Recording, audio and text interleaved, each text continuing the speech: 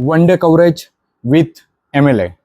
આજનો આખો દિવસ જે કવરેજ છે તે એમએલએ જોડે છે. આજે જે ધારાસભ્ય મહેશભાઈ ભુરિયાના હસ્તે જે 5 શાળાઓના વિવિધ ઓરડાઓનું ખાતમુહૂર્ત છે અને સાથે સાથે વરોડ પીએસસીનું જે લોકાર્પણ છે તેને લઈને અમે પણ નીકળી પડ્યા હતા. અમારી સાથે છે ઝાલોદથી દક્ષેશભાઈ અને અવસરભાઈ. તો અમે અમારા પહેલા પ્રોગ્રામ તરફ નીકળી પડ્યા હતા, જ્યાં વરોડની જે પ્રાથમિક શાળા છે અને વરોડનું જે પીએસસી તેનું ખાતમુહૂર્ત અને લોકાર્પણ કરવાનું હતું. તો ધારાસભ્યના હસ્તે જે વરોડનું જે દવાખાનું છે તેનું લોકાર્પણ કરવામાં આવ્યું હતું અને લોકો માટે ખુલ્લું મૂકવામાં આવ્યું હતું. ધારાસભ્ય દ્વારા જે દવાખાનાની વિઝિટ પણ કરવામાં આવી હતી અને ત્યારબાદ પ્રાસંગિક ઉદ્બોધન આપવામાં આવ્યું હતું. ત્યાર પછી અમે આગળના કાર્યક્રમ તરફ ગયા હતા, જ્યાં સર પ્રાથમિક શાળા ખાતે જે ઓરડાઓનું ખાતમુહૂર્ત હતું ત્યારે અમારી ટીમ પણ ત્યાં પહોંચી ગઈ હતી અને ધારાસભ્યનો ત્યાં વિડીયોગ્રાફ્સ ચાલુ હતા. અને ત્યારબાદ કહી શકાય કે ત્યાંથી આગળ જે અમે નીકળ્યા હતા પીપલેડ મુકામે પણ જે વર્ગખંડોનું ભૂમિપૂજન હતું, ત્યાં ધારાસભ્યને પાઘડી બાંધવામાં આવી હતી અને સાફો બાંધ્યા બાદ તેઓએ પ્રાસંગિક ઉદ્બોધન આપ્યું હતું. અને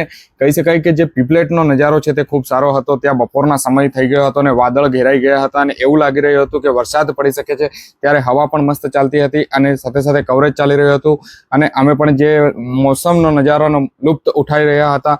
ખૂબ સારું એવું વાતાવરણ થઈ ગયું હતું અને ત્યારબાદ અમે આગળ નીકળ્યા હતા ધારાડુંગર જવા માટે. ત્યારે ધારાડુંગરના રસ્તાઓ પર જે કહી શકાય કે વરસાદ આવી ગયો હતો અને રસ્તા પર વરસાદ પણ વરસી રહ્યો હતો. ત્યારે ધારાડુંગર પહોંચી ગયા હતા અને ધારાડુંગર પહોંચતા જે કહી શકાય કે વરસાદ એ વિરામ લઈ લીધો હતો અને વરસાદ રોકાઈ ગયો હતો. ત્યારે સફળતાપૂર્વક ધારાસભ્યએ ત્યાં પણ ખાતમુહૂર્ત કર્યું હતું અને ત્યારબાદ પ્રાસંગિક ઉદ્બોધન આપ્યું હતું. અને કહી શકાય કે ત્યાંથી અમે નીકળી પડ્યા હતા કોટનખેડા પ્રાથમિક શાળા ખાતે. ત્યાં પણ જે ઓરડાઓનું ખાતમુહૂર્ત હતું, અંતે અમે ધારાસભ્યનો જે ઇન્ટરવ્યૂ હોય છે તે લીધો હતો અને ત્યારબાદ અમે અમારા ઘર તરફ નીકળી પડ્યા હતા.